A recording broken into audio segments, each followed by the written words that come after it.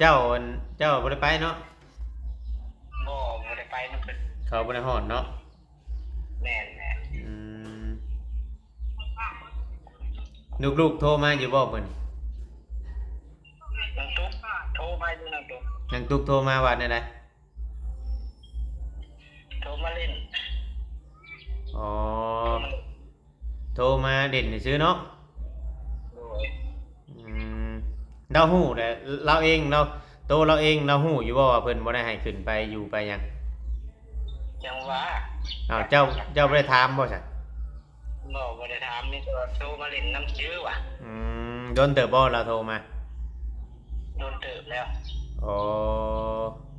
เราก็อาจสิบ่มีหมู่แล้วมันเงียบเนาะโดยดมกับเจ้าบ่คือดมกันเอื้อยหมดล้มน้ำกันนั่นแหละอ่ามีแต่นางตุ๊กโทรมาหามื้อนี้เนาะเจ้าบ่ได้เล่าให้ฟังบ่ใช่ว่าผู้ใหญ่บ่ให้ขึ้นไปแล้วหั่นบ่ทันได้เล่าให้ฟัง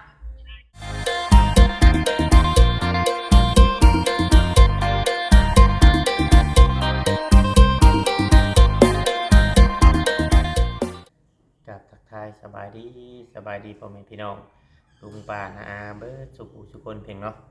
ทางฝั่งลาวแล้วก็แม่ FC อยู่ต่างประเทศทางฝั่งใดทุกที่พี่น้องทางฝั่งไทยฝั่งลาวเนาะเพียงเนาะที่เขามาเบิ่งมาชมคลิปช่อง YouTube ของว่าวิ่งใจเกินร้อยเพียงเนาะอีกคือเก่าคือเดิมพี่น้องเนาะเพิ่มเติมกับบ่เวียงก็อยู่เพื่อนพี่น้องมาแต่งานบุญเนาะบุญที่ว่าบ้านบ่าวลาวเพิ่นจะเฮ็ดไปจังพี่น้องสร้างศาลาลงธรรมนี่แหละพี่น้องเนาะเพิ่นก็เลยใส่ซองใส่หยังผู้ใดมีปัจจัยอยากจะศรัทธาพี่น้องเนาะก็เลยไปร่วมงานกับเพิ่นพี่น้องมื้อนี้ก็มาฮ้อนจำพี่น้องเนาะก็เลยเฮ็ดคลิปขึ้นมาให้พ่อแม่พี่น้อง FC ได้เบิ่งได้ชมอยู่เพื่อนนี่แหละพี่น้องมื้อนี้บ่ได้ออกไปเพราะว่าปกติก็ไปหาทางครอบครัวแม่ตู้บ่ตู้เนาะพี่เนาะแต่ว่ามื้อนี้บ่ได้ไปพี่น้องเนาะมื้อนี้บ่ได้ไปก็เลยเดี๋ยวบ่เวียงสิโทรถามข่าวเนาะพี่เนาะบ่ฮู้ว่าทางนั้นเพิ่นเฮ็ดหยังอยู่มื้อนี้เนาะ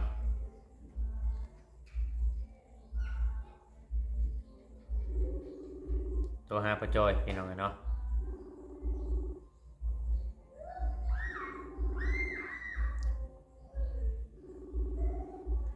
เพิ่นรับบ่คือบ่รับพี่น้อง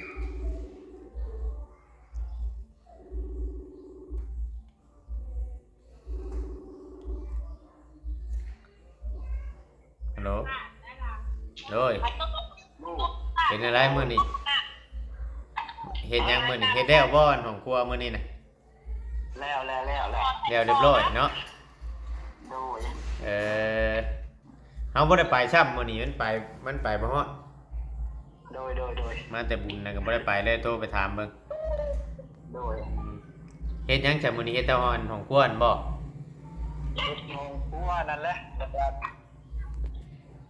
เชียวจอบเก่าให้น้ำเพิ่นแหละติดเลยยังถ้าติดผู้ใหญ่ยังอยู่ยังจุอยู่อ๋อเตาตัวที่เจ้าลงตัวล่าสุดเมื่อวานนี่นะแม่ตัวนั้นน่ะติดแล้วตัวนั้นเนาะโดยติดแล้วตัวนั้นสิอัดมื้อแรงนี่แหละคือเบิดไวแท้เบิดไว้แล้วเตาน่ะมันไหม้ตายหลายโอ้เตาไม่ตายนี่มือหนึ่งมือครึ่งเนาะโดยมือครึ่งเนี่ยเบิดเขาไปเยี่ยมพ่อใหญ่ไม่ใหญ่อยู่บ่มื้อนี้บ่ทันเขามื้อตอนแรกเพิ่นจะสิเข้าหาเพิ่นตอนแรกเข้ากับมือบ่ตอนแรกบางเทื่อก็เข้าตอนเช้าแล้วตอนแรกบ่ได้เข้าบางเทื่อบ่ได้เข้าตอนเช้าแล้วตอนแรกนะเห็นว่าเราคง บ่ได้เข้าไปบ่ได้ไปพูดมันบ่มีแนวติดต่อกับเราแล้วก็เลยบ่ได้นั่นเลยโทรหาเจ้าแม่วันก็เข้าตอนแรกวันนี่เอาอันนั้น1ปลาไปให้เพิ่นอ๋อ1ปลาไปให้ทั้งพ่อใหญ่แม่ใหญ่กิน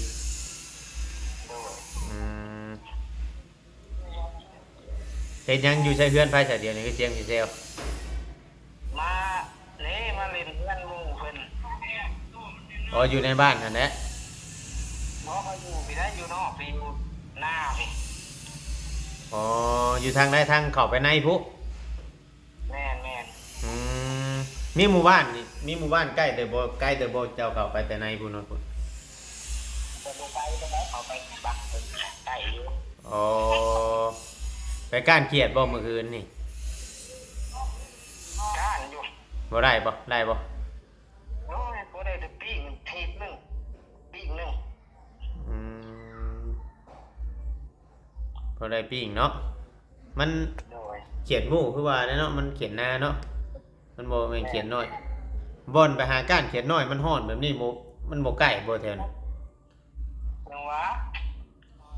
บ่ทันได้เคยไปจักเทื่อนะบอกมันเพิ่นก็บ่ทันได้พาไปหมู่เขียนน้อย โอ้ยังบ่เรื่องทินบ่ง่ายๆใช่เนาะ โอ้ย ยังบ่ ง่ายเนาะ ฮะ คันหนึงรู้จักบ่เคยไปเคยมาก็ง่ายเนาะว่าจะไปเทื่อหนึงสองเทื่อก็รู้จักเนาะ อืมยังบ่ได้อันบ่ง่ายๆว่าเฮายังบ่ดึงเด้ยังบ่เคยไปทางใดหาก็ไปอยู่อ่ะ โดย พัฒนาปรับปรุงไปเรื่อยๆก็เรื่องหมู่เรื่องพวกแล้วก็ฮอดบ่อยากหนีไปทางใดแล้วบาดน่ะ แม่น มันนั่นอยู่ใจก็ขับเฮาได้ผลในล้นใช่แหละมันอยากจับนะว่าง่ายๆซะ โดย อืมมื้ออื่นเช้าพุ่นได้จังสิซื้อไล่เขาไปให้มื้ออื่นเช้าอันมื้อนี้ไปบ่ฮอดคิดตอนแรกชวนกันไปอยู่ชวนมาบอดเพิ่นก็คือคำได้เฮ้ยเพิ่นว่าขี่รถใหญ่เพิ่นไปบุญน่ะก็เลยมามื้อใหม่ก่อนว่ะมื้อใหม่ก็ได้ว่ะฝนตกบ่ทางพุ่นมื้อเช้าน่ะ บ่ได้บ่ได้ตกได้ อืมอยู่พี่ตอนรอบมันช่วงประมาณ10:00 นอย่าบล็อกปอกแป๊กอยู่ นี่พี่บ่มี ฮ้อนนะติ ฮ้อนอยู่ เอ่อใครได้แล้วอันของครัวของหยังอยู่นะครับตกมันยังกันนะเจ้าเอ็มไปเลยบ่อน แต่มันช่องได้ อ๋อ ทางพวกม่วงเฮ็ดคันใดใช่ทางเมืองพวกม่วง เฮ็ดคันไลขึ้นสองทางเลยบ่ โดย อ๋อขึ้นมาของครัวแล้วก็ย้ายมาขึ้นข้างนี้ก็ได้ขึ้นข้างนั้นก็ได้เนาะ โดย อืมไปเบิดผู้คนบ่ครับผู้ลุงปอนก็ไปบ่ไปดิ เป็นไปนะเป็นไปครัวยังครัวงัวครัวกล้วยบ่เหมือน ครัวเฮ็ดหยัง เอาดองดิเขาเฮ็ดดอง อ๋อเป็นเคยบ่ หม้อที่หมู่แบบเป็นหมู่กันเราเอา หมู่คู่นี่เนาะ โดย อ๋อเจ้าบ่ได้ไปเนาะ บ่ได้ไปนำเพิ่น เขาบ่ได้ฮอดเนาะ แม่น อืมลูกๆโทรมาอยู่บ่เพิ่น น้องตุ๊กโทรมาอยู่น้องตุ๊ก นางตุกโทรมาว่าได้ได โทรมาเล่น อ๋อโทรมาเด่นซื่อเนาะ โดย อืมเราฮู้แหละเราเองเราโตเราเองเราฮู้อยู่บ่ว่าเพิ่นบ่ได้ให้ขึ้นไปอยู่ไปหยัง จังว่า อ้าวเจ้าบ่ได้ถามบ่ซั่น บ่ได้ถามนี่ก็โทรมาเล่นน้ำชื่อว่ะ โดนเติบบ่เราโทรมา โดนเติบแล้ว อ๋อแล้วก็อาจสิบ่มีหมู่แล้วมันเงียบเนาะ โดย ดมกับเจ้าบ่คือดมกันเอื้อยหมด ลบน้ำกันนั่นแหละ อ่ามีแต่นางตุ๊กโทรมาหามื้อนี้เนาะ แหม่ เจ้าบ่ได้เล่าให้ฟังบ่ใช่ว่าผู้ใหญ่บ่ให้ขึ้นไปแล้วหั่น หมอบ่ทันได้เล่าให้ฟัง ยันว่าเราให้ลูกให้เต้าพังเพราะว่าอันนั้นคือเฮาเห็นในคลิปเขาเจ้าคือว่าเพิ่นในอันให้หยังไว้ว่าอันเป็นทะเลาะแต่ขายไร่ไม่ยังแหละจังสิมาซื้อให้อันอยู่ทางบ้านลงมางอมเงี้ยวบอกเพิ่นว่า โดย ก็เจ้าก็เห็นดีอยู่ว่าสมมุติว่าคืออันนั้นนี่แนวมาอยู่ทางบ้านลงมางเงี้ยว มันก็เห็นดีอยู่แล้ว แบบว่ามันอาจเรื่องเทื่อเมื่อคันว่ามาชื่ออยู่ทางรูปมึงแนวน้องแต่ก็จะว่าสิมาบ่ยักน้องแต่เว้าว่า อ๋อเขามาอยู่พี่น้องเต้สิมาอยู่เนาะ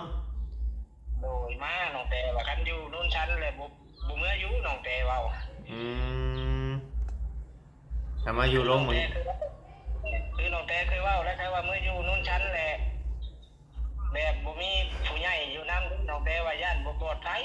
อืม แต่ว่า เขาว่าอันทางผู้รักผู้ใหญ่เป็นขายให้น่ะมาซื้ออยู่ทางบ้านหนองแง้วพี่นี่เราสิมาเนาะ โดย หนึ่งมาสมมุติว่าคำว่าซื้ออยู่บนโต๊ะเก่าโต๊ะคืนนั่นเราก็ดึงกับเขาเอ้ยเนาะเอ้ยนางเนาะมันก็สิง่ายง่ายอีก แม่มันก็มีเฒ่าพ่อเฒ่าเนี่ยเด้ในรูปมึงแนวมีป้ามีลุงเนี่ยเด้ อืมแต่เราบ่ได้โทรมามื้อนี้เนาะน้องเต้เนาะ บ่เขาก็โทรไปอยู่ครับบ่ติด เราบ่มีนิดดอกตามเบิ่งมื้อนี้คือบ่ได้เห็น แม่ คือบ่ได้เห็นออนเห็นหยัง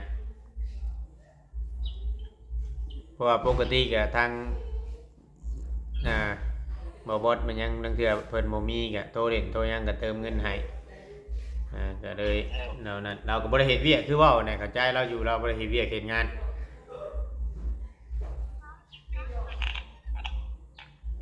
8 เดือน9 เดือนหรือว่าปีหนึงพุ่นน่ะจังสิได้เอาเด็กออกเนาะ แม่คือว่าปีนึงคือว่าตามหมอเว้า อืมและทางเบิ่งทางผู้รักผู้ใหญ่สมมุติว่าเพิ่นขายก็จักสิได้สำใดพอจุบมันอ่าเฮ็ดเฮือนน้อยเฮือนหยังพออยู่ชื่อดินคืนใครอยู่เนาะมัน โดย คู่มือนี่มัน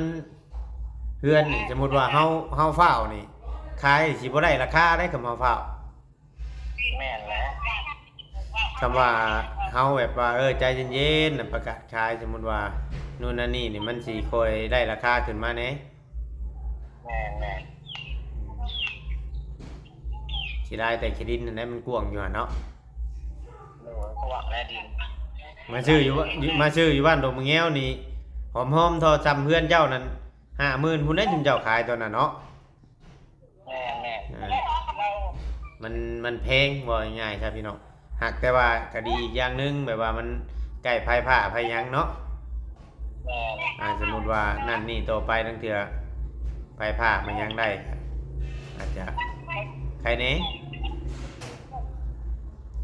อยู่นู่นสัตว์นี่เว้ยสมมุติเฉพาะข้าวไผ่นี่ก็ตกกัน5-6 หมื่นเนี่ยประหยัดเฮาว่ะ เงินทุนอยู่แล้วมันไกลขนาด มันไกลหลังอยู่ในพุ่นของเพื่อนทางเพื่อนเขาต้องอ้อมพุ่นเขาใส่หยังเฉพาะจ้ะ เขาใช้ไพ่นั่นแหละ ไปโซลาร์เซลล์นี้ แม่ เอาบัตรเขาใส่หลายน้ำได้แต่มันขึ้นบ่ ขึ้นแล้วเขามันแผ่นใหญ่เนี่ย อ๋อแผ่นใหญ่ แม่ อืมเพราะว่าอยู่นะเขาไปในพุ่นกับเพื่อนสองชำลังอยู่ทางในพุ่นน่ะ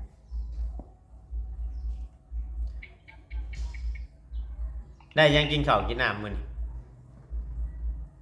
มื้อนี้ฮะ โดย แล้วมันพักกับมันปิดเปียกเลย กินปลากระปิ้งเขียด โดย อ๋อเขียดไปก้านเมื่อคืนนี่บอก แม่ อืมตุกเราก็โทรมาเด่นเพราะว่าบ่มีแนวเว้าแนวคุยเนาะแต่ว่าเราก็บ่ได้เว้าไปแนวอื่นเนาะ บ่คนจะว่าเป็นแนวอื่น อืมเนี่ยโทรเด่นน้ำกันอยู่บางเทื่อบางทีแบบสมมุติว่า คือโทรหาเจ้าเดี๋ยวนี้บัดไปบัดสมมุติว่ามีผู้ไปถ่ายบัดเว้าว่าบ่ได้โทรบ่ได้หยังติดต่อบ่ได้เราอยากเว้า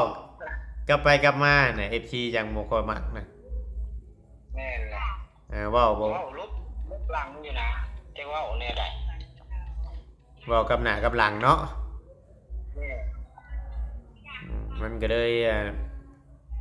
FC เลยบ่เชื่อใจเรานี่เป็นเด็กน้อยขี้ตัวอีหยังเอาซ้ำนี้แล้วซะเด้อพ่อจอยเด้อโทรพยายามเบิ่งแหละคิดว่าเจ้าเข้ามาเด่นตอนแรกคิดว่ามาเด่นนำเพื่อนผู้ใหญ่ไม่ใหญ่ โดย อืม เขาอยู่ตอนแรกที่มันคำหมดแล้วที่เขาไปเล่นน้ำเพิ่น อืมโดยแจ้งกับจำนี่ได้ซะเนาะ โดย โอเคสบายดี สบายดีคืองาน โดยพี่น้องเนาะคือว่าบ่ได้เข้าไปนัดเพิ่นว่าจะเข้ามื้อนี้ไปบ่ฮอดมันค่ำพี่น้องเอ้ยไปบ่ฮอดมันค่ำแล้วก็บ่เวียงก็เลยเฮ็ดคลิปมันบ่มีคลิปลงในช่องแน่พี่น้องบ่มีคลิปลงในช่องนะบ่เวียงก็เลยเฮ็ดคลิปให้พ่อแม่พี่น้องลุงป้าน้าอาได้รับได้ฟังได้เบิ่งได้ชมนํกันเบิดทุกผู้ทุกคนพี่น้องเนาะหรือว่าเข้ามาแลกเปลี่ยนความคิดความเห็นเนาะพี่เนาะคือทางน้องตุ๊กกับพ่อนี่คือแบบว่าอยู่ไปนี่ก็คุยกันแบบปกติอยู่นะพี่น้องแต่ว่าปัดพ่อสมมติว่ามีคนเขาไปถ่ายหรือว่าทีมงานเขาไปถ่ายบ่ได้คุยบ่ได้ติดต่อนู่นนั่นนี่นะเราเว้าแบบง่ายๆงี้อยู่ไปว่าบล็อกเพจบล็อกหยังนะพี่น้องจริงๆแล้วมันก็บ่แม่นดอกคือว่านะเด็กน้อยเนาะหนึ่งมาก็บ่ได้ทำในเฮียนอยู่ไปโดยที่ธรรมชาติตั้งแต่บ่เวียงเฮ็ดในช่อง YouTube ใหม่ๆแต่แรกๆนะเข้าไปยังน้อยแฮงนั่งเด่นดินทรายบ่ได้บ่คิดว่าเพิ่นจะเอาผัวบัดเบิ่งในคลิปตอนที่เขาบ่เตียงไทยตั้งแต่อยู่บ้านลงเงี้ยวตะกี้บัดแฮงอันนั้นแฮงน้อยอีกอันนั้นก็โอ้ยว่าเนาะคือว่าเนี่ยพี่น้องไงเนาะมีแต่ว่าเป็นกำลังใจให้พ่อจ้อยนี่เราก็เป็นคนที่ขยันพี่น้องเนาะเป็นคนที่ขยันเป็นคนที่รู้ไม่ว่าคำเราได้เฮ็ดเราก็ตั้งใจเฮ็ดนะพี่น้องแบบเดียวกับลุงปอนนะพี่น้องลุงปอนก็เป็นคนที่บอกง่ายใส่เฮ็ดหยังก็เฮ็ดพี่น้องเนาะใส่เฮ็ดนั่นเฮ็ดนี่ก็เฮ็ดเราว่าง่ายๆว่าบ่เกลียดเวียกนะพี่น้องอย่างเช่นคือเฮาเมื่อวานนี้ลุงปอนเอ้ยว่าเมื่อมั่งหัวเอาพอให้รถเขาไล่พอรถใหญ่รถยังเขาไล่แล้วก็ปึ๊บปั๊บเมื่อดูได้บอกง่ายเป็นคนที่ว่าก้นเบาเนาะบ่ค่อยนิ่งผู้นั้นผู้นี้เฮ็ดไปนะพี่น้องก็เลยตึกใจ FC แล้วก็ทางผู้รักผู้ใหญ่เพิ่นก็ถือว่าโอเคอยู่พี่น้องเพิ่นว่าทางลุงปอนเนาะ แต่เพิ่นก็อยากให้เฮานี่แนะนำผู้รักผู้ใหญ่ให้ช่วยคือ FC นี่เนาะอันนี้มันก็ขึ้นอยู่กับท่านผู้รักผู้ใหญ่หรือว่าแม่ๆ FC พี่น้องเนาะขึ้นอยู่กับบุญวาสนาเพิ่นก็ยังเว้าอยู่แข่งเครือแข่งพายแข่งได้แต่แข่งบุญวาสนานี่มันแข่งบ่ได้ถึงสิซ้ำใดก็มันฮอดเวลาผู้รักผู้ใหญ่เพิ่นช่วยเพิ่นก็ช่วยพี่น้องเนาะนั่นแหละพี่น้องมีแต่ว่าติดตามไปเรื่อยๆว่าเราสินั่นอย่างเช่นคือFC เพิ่นว่าคือบ่แยกกันเฮ็ดระหว่างลุงปอนกับพ่อจอยพี่น้องเนาะอันนี้นี่มันก็ขึ้นอยู่กับทั้งเขาเองนะพี่น้องเนาะคือเอื้อยล่ำนี่แหละคือว่าน้องเราปะบ่ได้หรอกถึงสิกินเหล้ากินยังเมามาแต่ละเทื่อเราก็ยังส่วนนะเรายังส่วนในมุดแบบว่ายังเบิ่งยังแยงอยู่นะแบบบ่ได้คิดยังลายนะเพราะว่ามันนั่นนี่เด้ถ้าว่าผู้ชายนี่บางคนน่ะถ้าบ่ดีรอนี่เขาสิบ่เอากันเขาสิบ่ค่อยเบิ่งพี่เบิ่งน้องถ้าว่าคนบ่นั่นเบิ่งก็เบิ่งอยู่ห่างแบบว่าอารมณ์มันก็สิแห้งนะแบบคือทั้งอ้ายทั้งยังเราก็คือเฮาไปนะพี่น้องเราบ่ได้ค่อยมาแบบสุ่มซิมเพราะบันไดนะบ่ได้ค่อยมาสุ่มซิมแบบคือทางพอลุงปอนคือทางเขาล่ำนะคือทางเขาล่ำคือทางลุงปอนนี่วัดมาดิดมาหัวน้ำแบบคือหลังจากที่ว่าเฮาบ่ได้เคยเข้าไปจักเทื่อนะเพิ่นมาเด่นมาหัวน้ำเหมือนคือคนหูจักคือคนดึงเคยคือคนบ้านใกล้เคินเคียงแบบสินะพี่น้องก็เลย เฮ็ดให้เกิดความผูกพันเนาะคือทางบ่จอยเราเบิ่งดุงเบิ่งดุงเบิ่งป้าเพิ่นก็บ่ได้ว่าในไรเราถือว่าเราโอเคนะพี่น้องถือว่าเราโอเคได้ก็บ่ได้คิดหยังหลายพอแค่ว่าหาเงินเนาะมีเงินซื้อข้าวซื้อน้ำกินไปมื้อๆพี่น้องเอ้ยเนาะที่ว่าอยู่ไรเนาะฮ้อนแฮงมื้อนี้ก็ฮ้อนโอ้ยพี่น้องเอ้ยฮ้อนน่ะดิอยู่บ้านอยู่เพื่อนบ่มีคลิปลงเนาะพี่น้องก็โทรเด็ดโทรยังถ้าว่าแม่ๆ FC ฮักก็ให้กดไลค์กดแชร์เนาะพี่น้องเข้ามาแล้วก็ลืมเบิ่งคลิปเบิ่งโฆษณาให้บ่เวียงเด้อแม่ๆ FC พี่น้องเนาะส่วนในเรื่องเงินเพื่อนนั่นพ่อใหญ่นะพี่น้องยังเดือ26ต้นท่านได้มาเนาะพี่น้องแต่ว่าเงินนี่เฮาบ่เวียงยังบ่ได้จ่ายครบตามจำนวนเนาะพี่น้องเพราะว่าเฮาเลยบ่ได้แจ้งบิลให้ FC ฮู้ในเมื่อวานนี้เนาะถ้าว่าเฮาจ่ายเงินครบเบิดค่าใช้จ่ายเมื่อวานนี้มันตกอยู่เท่าไหร่แหละบ่เวียงจังสิแจ้งวันนี้เนี่ยสมมุติว่าเฮาไปซื้อเสานี่เฮายังบ่ได้จ่ายเงินเพิ่นนี่เพิ่นก็สิอยากเร่งให้เฮาแน่เพิ่นก็อยากเทเฮาแน่สมมุติว่าเฮาจ่ายเงินไปแล้วนี่มันอยากเฮาสิถามเพิ่นเฮาสิเร่งเพิ่นก็บ่ได้นะพี่น้องก็เลยโจไว้ก่อนเนาะในเรื่องนั้นก็เลยเทาะรออีกเพิ่นเฮ็ดแล้วก็เหลือเสาอีก6ต้นเฮาจังสิแจ้งบิลแจ้งรายละเอียดให้พ่อแม่พี่น้องลุงป้าน้าอาได้เบิ่งนํกันเบิดทุกผู้ทุกคนนั่นแหละพี่น้องเนาะถ้าว่าสิ่งที่ว่าเวียงเฮ็ดหรือว่ามันบ่ถูกบ่ต้องก็ต้องกราบขอโทษขออภัยหลายมื้อนี้ก็บ่ได้มีเจตนาหยังดอกพี่น้องมีแต่ว่าโทรเด่นโทรวัวโทรถามข่าวทางเขาบ่จอยเนาะพี่น้องเนาะก็บ่ได้หยังมีแต่ว่าฝาก FC นะพี่น้องเอ้ยสำหรับคลิปนี้บ่เวียงก็สิร่ำลาพ่อแม่พี่น้องไปแล้วพี่น้องจังไดก็ฝากเบิ่งน้ำแม่ๆพี่น้องเบิดทุกผู้ทุกคนพี่น้องเนาะสำหรับคลิปนี้บ่เวียงก็ขอลาลุงป้าอาไปเบิดทุกผู้ทุกคนเข้ามาแล้วก็เบิ่งคลิปเบิ่งโฆษณาให้เวียงทุกๆคลิปแต่ต้นจนจบพี่น้องขอบคุณขอบใจหลายพี่น้องเนาะขอกล่าวคำว่าสบายดีพี่น้องเนาะ